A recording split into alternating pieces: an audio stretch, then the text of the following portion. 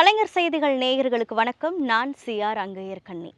மதுரை மாவட்டம் மேலூர் வட்டம் அரிட்டாப்பட்டி கிராமத்தில் தான் நான் இப்போ நின்றுட்டு இருக்கிறேன். இந்த கிராமங்கள் அரிட்டாப்பட்டி, மீனாட்சிபுரம் இதையெல்லாம் கடந்த 2022ஆம் ஆண்டே நம்ம தமிழ்நாடு அரசாங்கம் பல்லுயிர் காப்பகமாக அறிவிச்சிருந்தாங்க. இதுதான் தமிழ்நாட்டோட முதல் பாரம்பரிய பல்லுயிர் தலம்.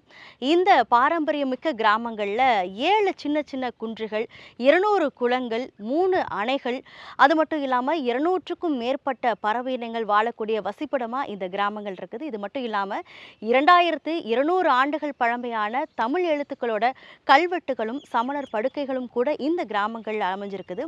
இவ்வளவு சிறப்புமிக்க பாரம்பரியமிக்க மண்ணை பற்றி தான் இந்த சிறப்பு நிகழ்ச்சியில் நம்ம பார்க்க இருக்கிறோம்.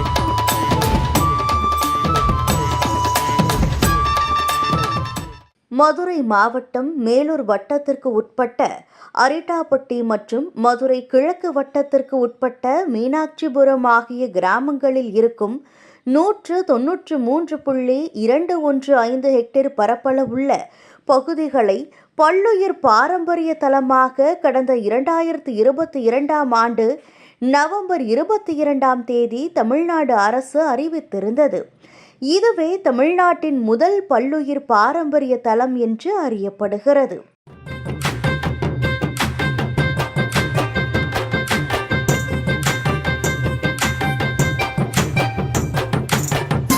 பல்லுயிர் மரபு தலங்கள் என்பது சூழலியல் முக்கியத்துவம் வாய்ந்த நிலப்பரப்பு, கடலோர மற்றும் உள்ளூர் நீர்நிலைகள், பல்லுயிர் தன்மை மிக்க தாவர விலங்கின சிற்றினங்களின் வாழ்விடங்கள், பரிணாம முக்கியத்துவம் வாய்ந்த சிற்றினங்களின் வாழ்விடங்கள் போன்றவற்றை பாதுகாக்கும் நோக்கத்திற்காக அமைக்கப்பட்டது.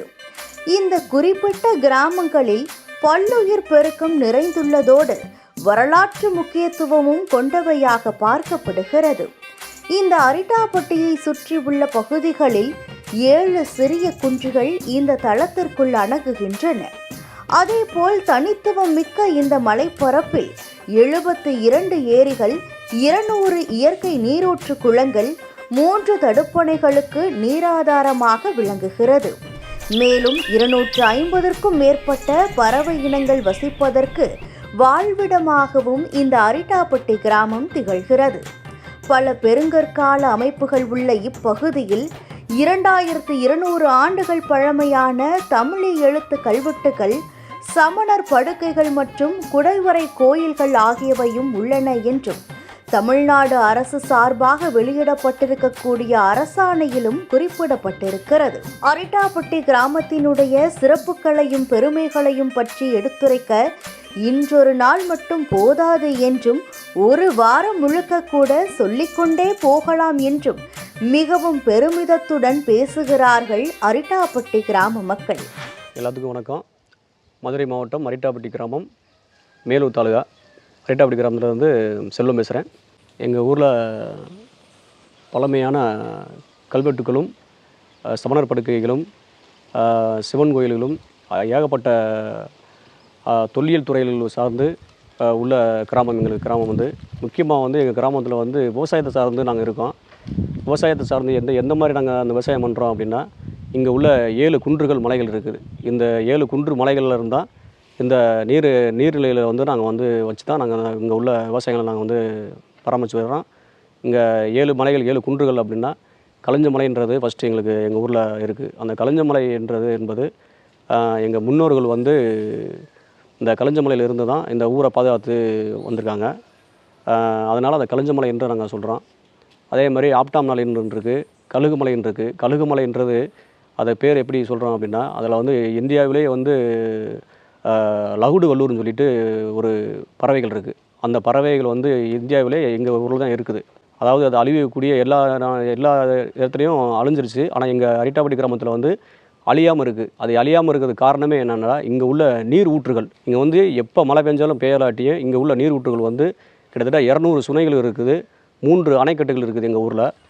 இந்த அணைக்கட்டுகள் மூலயமா தான் இங்கே உள்ள பறவைகள் வந்து அதிகமாக அங்கே கிட்டத்தட்ட ஒரு 1000க்கும் மேற்பட்ட வகையான பறவைகள் இங்கே வாழ்கிறது.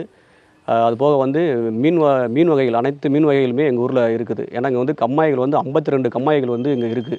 அந்த 52 கம்மாய்க்கும் தண்ணி வர்றது அப்படின்னா, இந்த 7 குன்றுகளில் உள்ள மலைகளை பேஞ்சு தான் இந்த 52 கம்மாய்களுக்குமே தண்ணி வருகிறது. தமிழ் மொழியை பற்றியும் அதன் வரலாற்றை பற்றியும் பல எழுத்தாளர்கள் பல நூல்களை எழுதி வெளியிட்டிருந்தாலும் கூட பௌத்தமும் தமிழும், சமணமும் தமிழும் உள்ளிட்ட தமிழின் குறிப்பிடத்தகுந்த வரலாற்று நூல்களை எழுதியவர் மயிலை சீனி வெங்கடசாமி. இவர் எழுதிய பௌத்தமும் தமிழும் நூலில் அரிட்டாப்பட்டி கிராமத்தை குறித்து குறிப்பிட்ட பல முக்கியமான தகவல்களை எழுதியிருப்பார். அதில் பாண்டிய நாட்டில் மதுரை ஜில்லாவில் சில குகைகள் காணப்படுகின்றன. இக்குகைகளில் பிக்குகள் படுத்து உறங்குவதற்கான பாறையில் செதுக்கி அமைக்கப்பட்ட படுக்கைகளும் அப்படுக்கையின் கீழ் சில எழுத்துக்களும் காணப்படுகின்றன. இக்கற்படுக்கைகளின் அமைப்பு முதலியவை இலங்கை தீவில் பௌத்த துறவிகள் தங்குவதற்காக பண்டை காலத்தில் அமைக்கப்பட்ட குகையில் உள்ள படுக்கைகள் முதலியவற்றின் அமைப்பை ஒத்துகின்றன என்று குறிப்பிடப்பட்டிருக்கிறது. அதாவது பௌத்த துறவிகள் ஊருக்குள் வசிக்க கூடாது என்பது அவர்களது கொள்கையாக இருந்ததால் அவர்கள் வசிப்பதற்காக மலை பாறைகளில் குகைகள் அமைப்பது பண்டை காலத்து வழக்கமாக இருந்துள்ளது. இலங்கையிலும் பாண்டிய நாட்டிலும் காணப்படும் இது போன்ற குகைகளின் அமைப்பை வைத்து இவை பௌத்த துறவிகள் தங்குவதற்காக அமைக்கப்பட்டவை என்றும், இப்பாண்டி நாட்டு குகைகளில் காணப்படும் எழுத்துக்களை கொண்டு இவை கிமு 3ஆம் நூற்றாண்டில் அமைக்கப்பட்டிருக்க வேண்டும் என்றும் ஆராய்ச்சி வல்லுநர்கள் கூறுகின்றனர். இவ்வாறு காணப்படும் பாண்டி நாட்டு குகைகளில் ஒன்று அரிட்டாப்பட்டி என்னும் கிராமத்திற்கு அருகில் இருக்கின்றது என்றும் பௌத்தமும் தமிழும் என்ற நூலில் சீனி வெங்கடசாமி எழுதியுள்ளார். மேலும் அரிட்டர் என்னும் பௌத்த முனிவர் இங்குள்ள குகையில் தமது சீடருடன் வாழ்ந்து இருக்கக்கூடும் என்றும், அதனால் காலப்போக்கில் இந்த இடம் அவருடைய பெயரை தழுவி அரிட்டாப்பட்டி என்னும் பெயர் மாற்றமடைந்ததாகவும் கூறப்படுகிறது. என் பேர் முத்தழகன். நான் ஒரு பிகாம் பட்டதாரி. நாங்கள் ஒரு 4-5 தலைமுறையாக விவசாயத்தை தான் நம்பி வாழ்ந்துக்கிருக்கோம். எனக்கு 3 பசங்க. என் பசங்களும் காலேஜ் படிக்கிறாங்க. எங்களுக்கு முழுக்க அந்த வாழ்வாதாரம்ன்றது இந்த விவசாயத்தை நம்பி மட்டும்தான் நாங்கள் பண்ணிக்கிட்டு இருக்கோம். இங்கே நாங்கள் இயற்கை மழையை அதிகமாக இயற்கை தண்ணியை அதிகமாக யூஸ் பண்ணுறோம். எங்களுக்கு குடிநீர் ஆதாரங்கள் சுனை நீர் தான். இங்கே மழை நீரை தான் நாங்கள் தேக்கி வச்சு பயன்படுத்துகிறோம். பெரியார் தண்ணின்றது மிக அரிதாக தான் எங்களுக்கு வரும். அங்கே ஒரு எதேச்சம், அதாவது மிச்சமாக இருந்தால் மட்டும்தான் எங்களுக்கு வரும். எங்கள் மக்கள் முழுமையாக விவசாயத்தை மட்டும்தான் அதிகப்படியாக நாங்கள் நம்பியிருக்கோம். வேறு ஃபேக்ட்ரியோ ஒரு தொழில் நம்பி நாங்கள் இல்லை. அது போக வந்தால் பெருமாள் மலை அப்படின்ற ஒரு மலை இருக்குது. அந்த மலையில் மான் வகைகள், அனைத்து மான் வகைகளும் இருக்கிறது. இங்கே பாம்பு வகைகள், அனைத்து பாம்பு வகைகளும் இருக்கின்றது. எறும்பு தண்ணி இருக்குது. அதுபோக கரடிகள், பல வகையான மான்கள், சின்ன சின்ன குரங்குகள், தேவாங்குகள், இந்த மாதிரி முக்கியமான ஒரு விலங்கு எல்லா வகையுமே எங்கள் ஊரில் வாழ்கிறது. இந்த வாழ்வதற்கு முக்கியமாக என்னென்னா, இந்த 7 மலைகள் தான் நாங்கள் சொல்கிறோம். அந்த மலைகளில் உள்ள தண்ணி நீரோட்ட செனைகள் இருக்க வாசி அதை மான்கள்லாம் தண்ணி குடிக்கிறது, வைக்கிறது, இந்த பறவைகள்லாம் அங்கே வாழ்கிறதுக்கான சுற்றுச்சூழல்கள் ரொம்ப இங்கே ஆரோக்கியமான ஒரு இடமா இருக்குது. அதனால் இந்த மலைகளை சார்ந்து தான் நாங்கள் எல்லா கிராமமுமே எங்களுடைய கிட்டத்தட்ட ஒரு 11 ஊர் கிராமங்கள் சேர்ந்து தான் இந்த நீர்நிலைகளை நாங்கள் விவசாயம் பண்ணுறோம். மெயினாக இந்த மொட்டை மலைன்ற சொல்லப்படுற மலையிலிருந்து தான் 3 அணைக்கட்டுகளாக நாங்கள் உருவாக்கப்பட்டு அந்த அணையிலிருந்து தான் நாங்கள் தண்ணி நீர்வாரங்களை நாங்கள் பயன்படுத்தி வருகிறோம். இங்கே 2300 ஆண்டுகளுக்கு முன்னாடி கல்வெட்டுகள் இருக்குது. அதே மாதிரி புத்தர்கள் வாழ்ந்த சமணர் படுக்கை, அவங்க சமணர் பள்ளிகள் அப்படின்னு சொல்லிட்டு அன்னைக்கே எங்களுக்கு 2300 ஆண்டுகளுக்கு முன்னாடியே சமணர்கள் வாழ்ந்த ஒரு இடம் அப்போ இது பள்ளிகளாக பயன்படுத்திக்க கூட சமணர் பள்ளிகள் அப்படின்னு சொல்லி நாங்கள் அந்த கிராமத்தில் இருக்குது. அப்படின்ற இருக்கும்போது எங்கள் ஊரில் கிட்டத்தட்ட அந்த சமணர் பள்ளிகள் இருக்கிறதுனால இங்கே உள்ள மக்கள் மெயினாக கல்வியறியில் நாங்கள் முதலிடமாக இருக்கோம். கேரளாவில் எப்படி கல்வியறியில் முதலிடமாக இருக்காங்களோ அதே மாதிரி இங்கே அரிட்டாப்பட்டி கிராமத்தில் 1000க்கும் மேற்பட்ட காவலர்கள் இருக்காங்க. 500க்கும் மேற்பட்ட வீரர்கள் இராணுவத்தில் இருக்காங்க. அதுபோக வந்து எல்லா அதிகாரிகளுமே இங்கே கவர்மெண்ட் அதிகாரிகளாக ஒரு ஐஏஎஸ், கலெக்டரு, அந்த மாதிரி விஓ இந்த மாதிரி இருக்காங்க எங்கள் ஊரில். அதுக்கு எங்கள் ஊர் அந்த பெருமையை நாங்கள் வந்து சொல்லக்கூடிய இருக்கோம். ஏன் அப்படின்னா அந்த சமணர் பள்ளிகள் இருந்ததுனால அன்னைக்கு உள்ள அறிவுபூர்வமான எங்களுடைய மக்கள் வந்து வாழ்ந்து வந்திருக்காங்க. அதனால் அந்த இயற்கை சார்ந்த மண்ணை வந்து நாங்கள் வந்து வச்சுருக்கோம். இந்த மண்ணை வந்து யாரையுமே நாங்கள் அழிவதற்கோ இதை மற்றபடி துன்புறுத்துறதுக்கோ நாங்கள் விட மாட்டோம். அந்த கிராமத்து மக்கள் வந்து அரிட்டாப்பட்டி, மீனாட்சிபுரம் பகுதிகளில் தமிழி எழுத்து கல்வெட்டுகள் கிடைத்துள்ளன என்றும் கிமு 3ஆம் நூற்றாண்டு தொடங்கி கிபி 17ஆம் நூற்றாண்டு வரையிலான காலத்தைச் சேர்ந்த தொல்லியல் ஆதாரங்கள் அரிட்டாப்பட்டியில் சமணம் மற்றும் சைவம் செழித்து இருந்ததையே காட்டுகின்றன என ஆராய்ச்சி வல்லுநர்கள் சொல்கின்றனர். 1971 கண்டுபிடிக்கப்பட்ட ஒரு கல்வெட்டு திருநெல்வேலியைச் சேர்ந்த செழியன் அதினன் ஒளியன் கொடுப்பித்த குகை என்றும், 2004 கண்டுபிடிக்கப்பட்ட கல்வெட்டு ஒன்று இளஞ்சியைச் சேர்ந்த இளம்பேராதன் கொடுப்பித்த நல்முலாகை என்றும் குறிப்பிடப்படுகின்றன. என் பெயர் வி. கருப்பணன். நாங்கள் வயக்காட்டு வேலை பார்த்துட்டு இப்போ ஊருக்குள்ளே வர்றதுக்காக இருக்கோம். இது இயற்கை வளர்ந்த பூமி. இந்த பூமியில் ஏகப்பட்ட பறவைகள், மிருகங்கள், விவசாய நிலங்கள், ஊற்று ஏரியாக்கள் மற்றும் ஏரிகள். இந்த ஏரிகள் தண்ணி நிறந்தாலே எங்களுக்கு வருஷந்தோறும் விளையக்கூடிய பூமி. இந்த பூமியை வச்சு வாழுகின்ற நாங்கள் இதை விட்டு வேறொரு பகுதியில் செல்வதற்கு நாங்கள் எப்படி அனுமதிப்போம்? இப்படிப்பட்ட ஒரு பழமையான கிராமத்தில் நாங்கள் வாழ்கிறோம்ன்று நாங்கள் பெருமைப்பட்டுக்கிட்டு இருந்தோம். எங்கள் முன்னோர்கள் நான் இருக்க இயல்பை காட்டிலும் ரொம்ப எளிமையாக வாழ்ந்தவங்க. எப்படின்னா லங்கோடு, வேஷ்டி சட்டை அன்னைக்கிட்டு வேட்டி துண்டுகளோடு வாழ்ந்த காலம். அப்படிப்பட்ட காலத்தில் எங்களை காஞ்ச காலங்கள் முன்னேற எங்களை நவீன முறைக்கு மாற்றிக்கிட்டு வந்தாங்க. இப்படி மாற்றி வர்றது சரி, அப்பா அம்மா இப்போ அபிச்சிகள் வந்து மாற்றி வராங்கன்னு நாங்கள் சாதாரணமாக நினச்சோம். ஆனால் எங்களுடைய பூமியினுடைய பெருமை இப்போ உள்ளே போக நாங்கள் படித்த நண்பர்களை வச்சு உள்ளே போக தான் எங்களுடைய பாரம்பரியமே எங்களுக்கே புரியுது. 2004 கண்டுபிடிக்கப்பட்ட கல்வெட்டு ஒன்று இளஞ்சியைச் சேர்ந்த இளம்பேராதன் கொடுப்பித்த நல்முலாகை என்றும் குறிப்பிடுகின்றன. இவை இரண்டுமே 2ஆம் நூற்றாண்டைச் சேர்ந்தவை. இவை இரண்டுமே அரிட்டாப்பட்டியில் உள்ள குகைகள் சமணர் படுக்கைகள் என்பதை நிரூபிக்கும் வகையில் உள்ளன என்றும் கூறப்படுகிறது. அது மட்டுமின்றி 10ஆம் நூற்றாண்டு வட்டெழுத்து கல்வெட்டு ஒன்று அரிட்டாப்பட்டு மலைப்பாறையில் உள்ள கல் சிற்பத்தின் கீழ் உள்ளதையும் ஆராய்ச்சியாளர்கள் கண்டுபிடித்துள்ளனர். அரிட்டாப்பட்டி குன்றில் சமண படுக்கைகள் மட்டுமல்லாது ஒரு குடைவரை சிவன் கோயிலும் உள்ளது. குடைவரை கோவில் என்பது ஏற்கனவே இருக்கும் பாறையை குடைந்து உருவாக்கப்பட்ட கோவிலாகும்.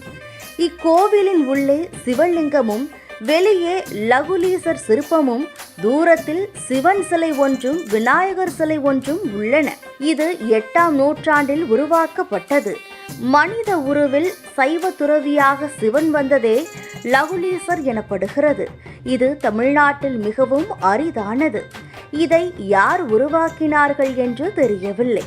ஆனால் இந்த கோவில் வடிவமைப்பை வைத்து அது 8ஆம் நூற்றாண்டைச் சேர்ந்தது என்று ஆராய்ச்சியாளர்களால் கண்டறியப்பட்டுள்ளது. முதல் நாள் தடுத்து நிறுத்திட்டோம். 2வது நாள் அவங்க வந்து இராணுவத்தினர் 2 பேரையும் வரவழைச்சு, 2வது ஒரு 3 ஒன்றியத்தினுடைய காவலர்கள் அவங்களையும் 3 பேரை கூப்பிட்டு வந்து அவங்களுடைய பக்க உதவியோடு வந்து ஆய்வு பண்ணாங்க. அதையும் நானும் ரவிச்சந்திரன், எங்கள் இந்த தம்பி செல்வராசு, இப்படிப்பட்ட ஒரு இளைஞர்கள் எங்கள் சமுதாரிகள்லாம் நிறைய பேர் வந்து அவங்களோட போராடி அதை மீட்ட உடனே அவங்க வந்து நைட்டில் வந்து அப்புறம் எடுக்கிறதுக்கு ஆரம்பிச்சிட்டாங்க. நைட்டில் என்ன, எங்களுக்கு தென்புறமாக இருக்க மீனாட்சிபுரம்ன்ற ஊரில் இப்படி தான் எழுச்சிமிக்க இளைஞர்கள் அங்கேயும் இருந்தாங்க. அவங்க எங்களுக்கு தகவல் கொடுத்துட்டாங்க. எப்பா என்ன ஐயா, இந்த மாதிரி வந்து எங்கள் ஊரில் இந்த மாதிரி நைட்டில் வந்து எடுத்துக்கிட்டு இருக்காங்க, வாங்கினோன்னு அப்புறம் போனோம். நைட்லேயும் அவங்களோட அவங்க வந்த காரை வந்து நாங்களாம் இதுவரை அந்த காரை பார்க்கல. அப்படிப்பட்ட கார்களோடு வந்து பயங்கரமாக மிஷின் கண்ணோடு வந்திருந்தாங்க. அன்னைக்கு ஆய்வு பண்ணும்போது நாங்கள் போராட்டம் பண்ணி அவங்கள மிஷின் கண்ணுக்கெல்லாம் பிடிச்சி இழுத்து அந்த அதிகாரிகளோட மல்லு கட்டி அதோடு விரட்டி விட்டோம். உலகமே இன்றைக்கி திரும்பி பார்க்குற சூழ்நிலையில் எங்களை போராட விட்டாங்க. காலையில் எழுந்திரிச்சா வயதான் எங்களுக்கு, வயலில் போய் வேலை பார்த்தாத்தான் எங்களுக்கு அதிலிருந்து வர்ற விவசாயத்தை எடுத்து தான் நாங்கள் புள்ள ஊட்டியை காப்பாற்றி வர்றோம். அப்படிப்பட்ட காலத்து 62 நாளாக நாங்கள் உண்ணுறதும் இல்லை, உறங்குறதும் இல்லை. இப்படிப்பட்ட சூழ்நிலை கொண்டாந்து விட்டுட்டாங்க. இன்னமும் போராடுவோம். என்னைக்கு சென்ட்ரல் கவர்மெண்ட் எங்கள் டங்ஷன் என்ற திட்டத்தை ரத்து செய்தோம் என்ற அறிவிப்பு வரும் வரை உயிரை கொடுத்தும் போராட இன்னும் எங்கள் ஊர் மக்களும் அதோட விவசாய சங்கம் அனைத்து எங்கள் உருவ சாவடி பெரியார் உருவ சாவடி பெரியாரை பற்றி சொல்லணும்னா பெரியார் அணையை கட்டுவதற்கு ஒரு எப்படின்னா பெண்ணிக்கோக்கு அயல்நாட்டிலிருந்து வந்து அந்நியர்கள் ஆட்சி ஆளும்போது அந்த புண்ணியவான் எங்களுக்கு வாய்க்கா வெட்டி அணையை கட்டி கொண்டாந்து இந்த வறட்சி பகுதியை செழுமையாக்கி கொடுத்தாரு. அதை இன்றைக்கி பாலைவனத்தை காட்டிலும் மோசமான புல்லு கூட கருகக்கூடிய சூழ்நிலையில் கொண்டு வர திட்டத்தை கொண்டாந்து அறிவித்து உள்ளே இறங்குறாங்க. இப்படிப்பட்ட சூழ்நிலைகளுக்கு எந்த ஒரு ஆடம்பரமும் வேணாம், எங்களுக்கு பணமும் வேணாம், எந்த ஒரு உதவியும் வேணாம். இதேபோல் அரிட்டாப்பட்டி வயல்வெளியில் உள்ள 13ஆம் ஆண்டு சிவன் கோவிலும் சைவ மதம் அந்த பகுதியில் தலை தெரிந்ததன் சான்றாக உள்ளது. அரிட்டாப்பட்டியின் மற்றொரு சிறப்பம்சம் இந்த கிராமத்தை சுற்றி 7 மலைக்குன்றுகள் அமைந்திருக்கின்றன. இதில் முதல் மலையில் தினமும் ஒருவர் காவல் காப்பார் என்றும், இரவு நேரத்தில் அந்நியர்கள் யாரேனும் ஊருக்குள் நுழைகிறார்களா என்று பார்த்து முன்கூட்டியே ஊர் மக்களுக்கு எச்சரிக்கை செய்வதே அவரது பணியாக இருந்ததாகவும், அப்படி 17ஆம் நூற்றாண்டில் திருமலை நாயக்கர் அரிட்டாப்பட்டி மீது புழுதி பறக்க படையெடுத்து வந்த போது மலைக்குன்றின் மீது நின்றிருந்த ஒருவர் முரசரைத்து எச்சரித்ததால் அவ்வூர் மக்கள் தங்கள் உடைமைகள் மற்றும் கால்நடைகளை பிடித்து கொண்டு தப்பிவிட்டதாகவும் வரலாறு சொல்கிறது. இதற்கான காரணத்தை அறிந்த திருமலை நாயக்கர் அடுத்த முறை படையெடுத்து வந்தபோது எச்சரிக்கை விடுத்த நபர் மேலே இருக்கும் முரசு மீது ஏறிய ஏணியை எடுக்குமாறு தமது படையினருக்கு உத்தரவிடுகிறார். அதனால் கீழே இறங்க முடியாத அந்த நபர் பட்டினியால் இறந்து விடுகிறார். அந்த குடும்பத்தினர் தாங்கள் வருவாய் இழந்ததாக திருமலை நாயக்கன் மன்னரிடம் முறையிடுகின்றனர். இதனால் பிறப்பு, திருமணம், இறப்பு போன்ற நல்லது கெட்டது நடந்த வீடுகளில் சென்று அக்குடும்பத்தினர் பணம் வாங்கிக் கொள்ள அனுமதி அளிக்கும் செப்பு பட்டயம் ஒன்றை வழங்கினார் என்பதற்கான வரலாற்று ஆதாரங்களும் உள்ளன. கிமு 3ஆம் நூற்றாண்டு முதல் கிபி 17ஆம் நூற்றாண்டு வரையிலான தொடர்ச்சியான ஆவணப்படுத்தப்பட்ட வரலாறு உள்ள அரிட்டாப்பட்டி பகுதி தற்போது தமிழ்நாட்டின் முதல் பல்லுயிர் பாரம்பரிய தலம் ஆகியுள்ளது. இந்த அறிவிப்பு உள்ளூர் சமூகத்தின் பங்கேற்புடன் பல்லுயிர் பாதுகாப்பு முயற்சிகளை வலுப்படுத்தும். இந்த அறிக்கை இப்பகுதியின் வளமான உயிரியல் மற்றும் வரலாற்று களஞ்சியத்தை பாதுகாக்கவும் இது உதவும் என்று தமிழக அரசு தெரிவித்துள்ளது. இங்கே டூரிஸ்ட் நிறைய வர்றாங்க. அவங்க வந்து ஒரு மன நிம்மதியோ இந்த அரியவகை பறவைகளையோ இங்கே உள்ள கோயில்களையோ பார்க்குறதுக்காக ஒரு ஆர்வத்தோடு வர்றாங்க. எங்களுக்கு வந்து சுற்றுப்புற சூழல் வந்து இங்கே வந்து மிக அருமையாக இருக்குது. இங்கே வந்து எங்களுக்கு ஒரு மன நிறைவான வாழ்க்கை, அதாவது டஸ்ட் பிரச்சனை எங்களுக்கு கண்டிப்பாக கிடையாது. அது மாதிரி நோய் தாக்குதலும் எங்களுக்கு கம்மி. எங்களுக்கு நாங்கள் இயற்கையான உணவுகள் எங்களுக்கு கிடைக்கிது. இயற்கையான வாழ்க்கை, எங்களுக்கு இயற்கையான ஒரு சூழ்நிலை, இதை வந்து எங்களுக்கு விட்ட பிரிய ஒருபோதும் நாங்கள் முன் வர மாட்டோம். எங்களது முன்னோர்கள் காலத்தில் இந்த பலமை வாய்ந்த குயவர் குடை என்று சொல்லக்கூடிய சிவலிங்கம் பதிக்கப்பட்டுள்ளது.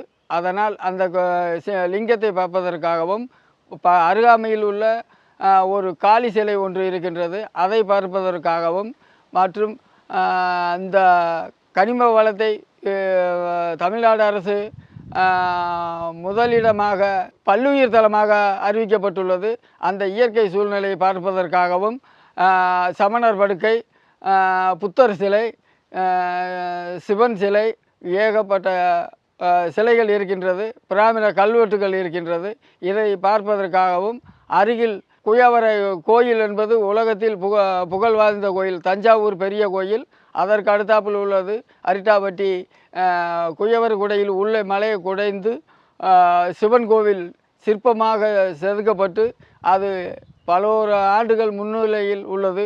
இப்பொழுது இந்த சிவன் சிலையை பார்ப்பதற்காகவும் இந்த இயற்கை மலை 7 மலை உள்ளது. இந்த ஏரியாவில் 7 மலை கண்காணிப்பதற்காகவும் வெளிநாட்டிலிருந்து மக்கள் வந்த வண்ணமாக உள்ளார்கள். அரிட்டாப்பட்டிக்கு ஏறக்குறைய நான் 2005 தொடர்ச்சியாக சென்று வருகிறேன். குறிப்பாக 2009 நாங்கள் அரிட்டாப்பட்டிக்கு பசுமை நடையாக ஒரு பெரும் பயணமாக செல்கிற போது தான் அந்த ஊர் எங்களுக்கு அப்படி ஓப்பன் அப் ஆச்சு. அந்த ஊரில் முதல்ல நாங்கள் போய் அங்கே இருக்கக்கூடிய வரலாற்று சின்னங்களை பார்த்தோம். அது வந்து அங்கே 9ஆம் 10ஆம் நூற்றாண்டை சேர்ந்த தமிழி கல்வெட்டுகள் இருக்குது. சமண தீர்த்தங்கர்களினுடைய சிற்பங்களை நாங்கள் அங்கே பார்த்தோம். அங்கே பார்த்தீங்கன்னா அந்த ஊருடைய பெயர் அரிட்டாபட்டி. 22வது தீர்த்தங்கரருடைய பெயர் வந்து நேமிநாதர். அவருக்கு ஒரு பேர் இருக்குது, அரிட்ட நேமின்னு. ஸோ அவருடைய பேரில் தான் இந்த ஊர் அரிட்டாபட்டி என்று அழைக்கப்படுவதாக ஒரு தகவல் சொன்னாங்க. அந்த ஊரில் போய் இந்த மலையை பார்த்தா அப்படியே அந்த மலைக்கு பின்னால் 7ஆம் நூற்றாண்டை சேர்ந்த முற்கால பாண்டியர் குடைவரை கோவில்கள் இருக்குது. அந்த கோவில்களை பார்க்கும்போது 2 மலை தொடர் இருக்குது. கலிஞ்ச மலை என்கிற ஒரு மலை. அந்த கலிஞ்ச மலையும் இந்த மலைக்கு நடுவில் ஒரு அற்புதமான ஒரு நிலப்பரப்பு இருக்கிறது. அங்கே தான் ஒரு கண்மாய் இருக்கிறது. அந்த கண்மாய்க்கு பேரே என்னென்னா ஆனைகொண்டான் கண்மாய். ஒரு யானை இறங்கி போனால் மூழ்கிவிடும் அளவுக்கு அந்த கண்மாய் இருக்குது. அப்போ அந்த யானை கொண்டான் கண்மாயை தாண்டிய பாறையில் ஏறி போகும்போது அங்கே ஏறக்குறைய பிரித்தானிய காலத்தில் கட்டப்பட்ட ஒரு சின்ன செக் டேம் இருந்தது அந்த மலைக்கு மேலே. அந்த மலையில் விழக்கூடிய நீரை கூட அவங்க பாதுகாக்கும் விதமாக அங்கே ஒரு செக் டேம் கட்டியிருந்தாங்க. ஆனால் 2009 நாங்கள் அங்கே போகும்போது ஒரு துரதிருஷ்டவசமான சம்பவம் நடந்தது. அந்த மலையையும் கிரானைட் மாஃபியாக்கள் வெட்ட முனைந்த நேரம், அது தொடங்கிய நேரம். அப்போ அங்கே யானைமலை போராட்டம் நடந்து அது வெற்றி பெற்றிருக்கு. இந்த மலையையும் அந்த கிரானைட் மாஃபியாக்கள் உடைக்க நினைத்த நேரம். அந்த ஊர் வந்து நேற்று யானைமலை இன்று அரிட்டாபட்டியான்னு போஸ்டர் 2009 அந்த ஊர் முழுக்க ஒட்டப்பட்டு இருக்குது. அப்போ நாங்கள் அங்கே போகிறோம், ஒரு வாக்குவாதம் எல்லாம் நடக்குது. அதிலிருந்து அந்த ஊருக்கு பல முறை தொடர்ச்சியாக நான் செல்ல தொடங்கினேன். பல்கலைக்கழக ஆய்வு மாணவர்கள் எல்லாம் அழைச்சிட்டு போனோம். இப்போ அந்த ஊருக்கு ஒரு தடவை போனால் எல்லாமே உங்கள் கண்ணுக்கு தெரியாது. பல முறை போனால் அந்த ஊருடைய ஒவ்வொரு தன்மையும் உங்களுக்கு தெரிஞ்சுக்கிட்டே இருக்கும். அப்படி நான் அங்கே போய் பார்த்ததில் தான் எனக்கு ஒரு அதிசயமான ஒரு அம்சம் தெரிந்தது. பொதுவாக எல்லா இடங்கள்லையும் நெல் பயிரிடுவாங்க. இப்போ நெல் பயிரிட்டால் இந்த நெல்லுக்கு நீங்கள் ஒன்று ஆற்று பாசனம், இல்லை பெரியார் பாசன கால்வாய் மாதிரியான பாசனம், ஏதோ ஒரு நீர் வரத்து வந்து வேணும். அல்லது உங்கள்கிட்ட கிணறு இருக்க வேண்டும். கிணத்துலேருந்து நீங்கள் மோட்டர் பம்ப் செட்டு போட்டதுக்கு ஏதோ ஒரு வகையாக ஒரு வரப்பு வாய்க்கால் வழியாக தான் ஒரு நெல்லை நீங்கள் பயிரிட்டால் அதை வளர்த்தெடுக்க முடியும். ஆனால் இங்கே போய் நான் இந்த நிலப்பரப்பை பார்த்துட்டு எனக்கு ஒரு குழப்பம் வந்தது. இந்த வயல்வெளிகளுக்கு எங்கேயுமே வரப்பு இல்லை, தண்ணீர் வருவதற்கான பாதையே இல்லை. அப்போ நான் அந்த பெரியவங்ககிட்ட மெதுவாக பேசி கேட்குறேன், நீங்கள் இது என்னங்க இங்கே வாய்க்காலே இல்லை, எப்படி இங்கே நெல் நீங்கள் வந்து விவசாயம் பண்ணி எடுக்கிறீங்கன்னு கேட்கும்போது அவர் சொன்னார், நாங்கள் இங்கே நடவை மட்டும்தான் செய்வோம், இயற்கை எங்களுக்கு இந்த நெல்லை வளர்த்து கொடுக்குது. அப்போ தான் தெரிய வருது, யானைமலையிலிருந்து தொடர்ந்து நீங்கள் அப்படியே மேலூர் தாண்டி போனால் ஒரு 20 மலைகள் இருக்குது அடுத்தடுத்து கலிஞ்ச மலையிலிருந்து. இந்த மலைகள் எல்லாவற்றிலுமே ஊற்றுகள் இருக்குது. ஒவ்வொரு மலையிலும் இந்த மலையில் இருக்கக்கூடிய ஊற்றுகள் எல்லாமே அந்தந்த ஊரில் இருக்கக்கூடிய கிராம திருவிழாக்களோடு தொடர்புடையதாக இருக்குது. ஒவ்வொரு கோவிலின் திருவிழாவும் ஒவ்வொரு ஊற்றிலிருந்து அந்த சுனை நீரிலிருந்து எடுத்து தான் அந்த திருவிழாக்கள் நடைபெறுகிறது. அதே வேளையில் அரிட்டாபட்டியில் மட்டும் இந்த ஊற்றுக்கள் வேளாண்மையவே செஞ்சு தர்ற அளவுக்கு அந்த ஊற்று அந்த மாதக்கணக்காக கசிந்து கொண்டே இருக்குது. அப்போ நெல்லை நடுகிறார்கள், அது கீழிருந்தே ஊற்று கசிஞ்சு நெல்லை வளர்த்து கொடுக்கிறது. அது குறிப்பாக அந்த தரையை பார்க்கும்போது எனக்கு அந்த சந்தேகம் வந்ததுக்கான காரணம், அந்த தரை முழுக்க பாசம் பிடிச்சி பச்சை நிறத்தில் இருக்குது. அதாவது எப்பயுமே தண்ணீர் கட்டி நின்று தான் அப்படி பாசம் பிடிக்க செய்யும். அப்போ அப்படி ஒரு ஒரு ஒரு அதிசய நிலம், ஏராளமான பறவைகள் அங்கே இருக்கக்கூடிய ஒரு சூழல் இருக்குது. அப்படி அது வந்து அரிட்டாபட்டி வந்து இன் இட் செல்ஃப், அதை தன்னகத்தே ஒரு ஈகோசிஸ்டம் என்பது தான் ரொம்ப முக்கியமான விஷயம். அப்போ மலைகள், வயல், மழை நீர், ஊற்று நீர், மலைகள் அரணாக சூழ்ந்திருக்கு. அப்படி ஒரு பயோடைவர்சிட்டி அதுக்குள்ளே இருக்குது, ஏராளமான பறவைகள், வேளாண்மை. அப்போ அதனால்தான் தமிழ்நாடு அரசு அதனை ஒரு தமிழ்நாட்டினுடைய ஒரு முக்கிய தலமாக, அது ஒரு பயோடைவர்சிட்டிக்கான விஷயமாக அறிவிக்கிறது. அதை நீங்கள் அந்த ஊருக்கு போய் இந்த பாறைகளை எல்லாம் சுற்றி பார்த்தால், அப்படியே அந்த மலைக்கு பின்னால் இருக்கிறது தான் மாங்குளம். அது மாங்குளம் ஏறக்குறைய தமிழில் நமக்கு இதுவரை கிடைத்த ஆகப்பழைய தமிழி கல்வெட்டு அந்த மலையில் தான் இருக்கிறது. அப்படி அடுக்கடுக்காக அதுக்கு பின்னால் போனால் கிடாரிப்பட்டி மலை, அதற்கு பின்னால் போனால் அழகர் மலை என இந்த பகுதியே ஒரு ஒரு ஒரு பெரிய பாதுகாக்கப்பட வேண்டிய ஒரு மண்டலமாகவும், குறிப்பாக இந்த மேலூர் தாலுகா அல்லது இந்த ஒட்டுமொத்த வட்டமுமே பெரியார் பாசன கால்வாயிலிருந்து வருகிற நீர் உத்தரவாதமான நீரால் எந்த நேரமும் பசுமையாக காட்சியளிக்கக்கூடிய, நமக்கு ஒரு பெரிய தஞ்சையை போல் ஒரு நெல் தரணியாக நமக்கு விளைவித்து கொடுத்து கொண்டிருக்கக்கூடிய ஒரு பகுதியாகவே அரிட்டாபட்டியும் இந்த பகுதியையும் நான் பார்க்கிறேன். தமிழ்நாடு அரசு இதை பல்லுயிர் காப்பகமாக அறிவித்து அரசாணை வெளியிட்டிருப்பது ரொம்ப முக்கியமான ஒரு விஷயம் என்று நான் நினைக்கிறேன்.